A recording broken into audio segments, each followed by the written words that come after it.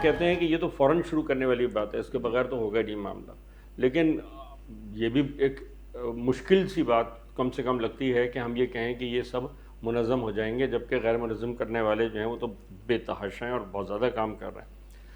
تو اگر میں یہ کہوں کہ جی اگلے 6 مہینے تک کا ہم ایک پلان بنائیں، اس سال کے آخر تک اور گویا مالی سال کے مڈ تک اتنے منظم ہو جائیں کہ ہم لوگ بیٹھ کر ایک بات کر سکیں، کہہ سکیں یہ بالکل پرائیورٹی پہ اگلے بجٹ میں ضرور ہونا چاہیے. اگر صرف بجٹ کے انسٹرومنٹ کو استعمال کیا جائے، ویسے تو بڑی تبدیلیوں کی ضرورت ہے، صرف نعروں کی نہیں، لیکن یہ کہ اگر واقعی کوئی چینج چھوٹا موٹا بھی آنا ہے بجٹ کے تھرو، بجٹری میجرز کے تھرو، تو وہ بھی پچ کرنے کی ٹائم تو یہی ہے نا کہ ہم دسمبر تک یا اس سے پہلے پچ کریں اور پھر اس کے بعد پش کرتے جائیں اس کو. اس میں کیا بیٹھ کے کیا جا سکتا ہے؟ نہیں دیکھیں، یہ میں کہہ رہا ہوں کہ جتنے بھی لوگ اس وقت منظم ہیں، اگر وہ سب ایک جگہ اکٹھے ہو جائیں تو ایک مضبوط آواز ابھی بھی بن سکتی ہے. جب تک یہ شروع نہیں ہوگا تو جو مقصد ہے کہ اس پورے ڈھانچے میں کچھ تبدیلیاں ہوں، چاہے وہ بجٹ کے ایلوکیشنز کے حوالے سے ہوں یا دوسرے جو انسٹیٹیوشنل ارینجمنٹس ہیں ان کے حوالے سے ہوں. اب جیسے دیکھیے آپ کہ ہمارے ہاں کچھ ورکرز کی ویلفیئر کے لیے ادارے بنے ہوئے ہیں، سوشل سیکیورٹی کا ادارہ ہے، اس کو بنے ہوئے تقریباً 55 سال ہو گئے ہیں. 5% سے زیادہ ورکر پورے ملک میں اس سے رجسٹرڈ نہیں ہیں. اگر وہ رجسٹر ہو جائیں تو ان کو بہت بنیادی سہولتیں، سب سے اہم یہ کہ علاج معالجے کی سہولت ان کو فری مل سکتی. تو اسی طرح دوسرے ادارے ان کا بھی یہی حال ہے.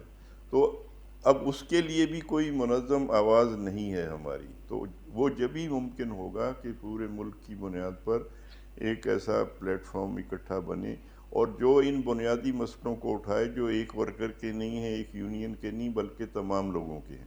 اب یہ جو حالات ابھی آپ کے سامنے ہیں، اگر ہم ایک proper social protection, social security کا نظام نہیں بنائیں گے جس میں علاج معالجہ بھی ہو، جس میں جو ہے یہ بچوں کی تعلیم کا حق ہو، جس میں جو ہے وہ صحت کا جو ہے وہ دیکھ بھال کا حق ہو، تو اور اگر بے روزگار ہے کوئی شخص تو اس کو بے روزگاری کا الاؤنس ملے. اور یہ کیا جا سکتا ہے. آپ جی ڈی پی کا اگر 3% الگ کر دیں تو آپ سوشل سیکیورٹی کا سسٹم بنا سکتے ہیں. یہ ایک ایسی ڈیمانڈ ہے جس پہ سارے ورکرز کو اکٹھا ہو جانا چاہیے اور جتنا جلدی وہ ہوں اس کو کرایا جا سکتا ہے، کیونکہ وہ ادارے بنے ہوئے ہیں، ان کو بہتر بنانے کی اور ان کے دائرہ کار کو یونیورسلائز کرنے کی ضرورت ہے. تو ایک ہی چیز اگر ہم لے لیں اور جیسے میں نے کہا اپنی ضرورت کی یونین بنانے کا حق لیں ورکر، پہلے ہوتا تھا اس ملک میں. جو قانون تھا جو کلونیل دور میں بنا تھا، ٹریڈ یونین ایکٹ 1926 کا، اس کے تحت ورکر انڈسٹریل یونین بنا سکتے تھے. اس کو بنانے کا ہم اس ملک میں ابھی لوگوں کو بتایا بھی نہیں جاتا ہے کہ وہ قانون جو تھا 1926 والا، وہ بیرسٹر محمد علی جناح نے بنوایا تھا امپیریل لیجسلیٹو کونسل میں، اور وہ خود ایک آل انڈیا یونین کے صدر تھے. یعنی وہ آل انڈیا پوسٹل سٹاف یونین تھی جس کے وہ صدر تھے، اور انہوں نے یہ بنوایا. وہ قانون ایوب خان کے مارشل لاء نے ختم کیا. اس سے پہلے اپنی ضرورت کی یونینیں بن رہی تھیں، تو اتنی ہزاروں یونینیں تھیں، چند سو یونینیں تھیں اور کوئی 25% سے زیادہ ورکر ان میں منظم تھے. اس کو واپس لانے کی ضرورت ہے. تو یہ اور بھی بہت ساری چیزیں ہیں جو کہ موجود ہیں، عمل درآمد ان پر نہیں ہے.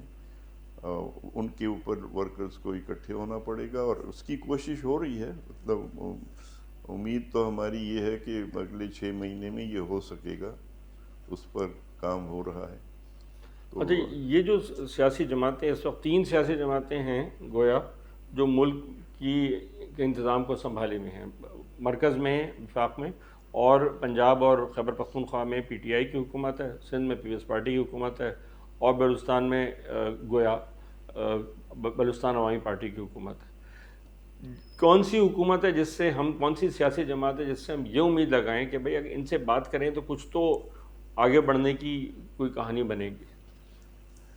دیکھیں، اگر آپ اس لحاظ سے دیکھتے ہیں تو جیسے سندھ میں یہ بات طے ہو چکی ہے کہ سوشل سیکیورٹی کے ادارے میں تمام مزدوروں کو کور ہونا چاہیے، وہ کسی بھی شعبے میں کام کرتے ہوں. تو اس پر کچھ کام بھی ہوا ہے، ہم لوگوں نے بھی تھوڑا اس پر کیا ہے کہ کس طرح یہ ہو سکتا ہے. یہ سندھ میں سب سے پہلے ہو سکتا ہے، ان سے بات کرنے کی ضرورت ہے، ایک لوگوں کو اکٹھے ہونے کی ضرورت ہے. اسی طرح یہاں پر کچھ یونینیں جو ہیں بن گئیں، جیسے لا بنا ہے کہ جو زرعی مزدور ہیں وہ بھی یونین بنا سکتے ہیں، اور سندھ میں 1-2-3 یونینیں بن بھی گئی ہیں. اسی طرح یہ لیڈی ہیلتھ ورکر جو ہیں، ان کی پورے سندھ کی بنیاد پر جو ہے ایک شعبے کی ایک یونین بن چکی ہے.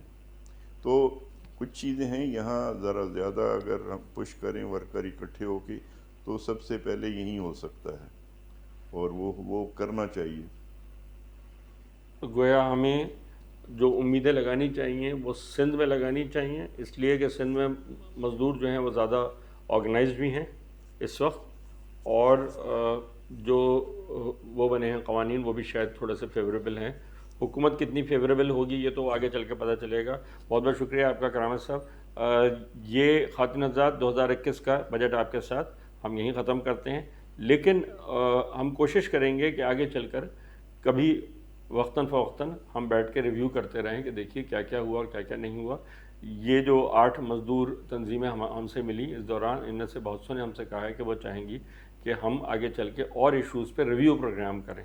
اور جیسے کہ آپ نے دیکھا ہوگا کہ حفیظ پاشا صاحب نے ہم سے یہ کہا کہ اگر ہم یہ سب جس طریقے سے کوئی پروپوزل بن جاتا ہے تو وہ اس کو ایک پراپر جو اکانومسٹ کی نظر ہے وہ ڈال کر اس کو شکل بنا سکیں گے اور اس کو آگے پش کرنے میں بھی ہماری مدد کر سکیں گے.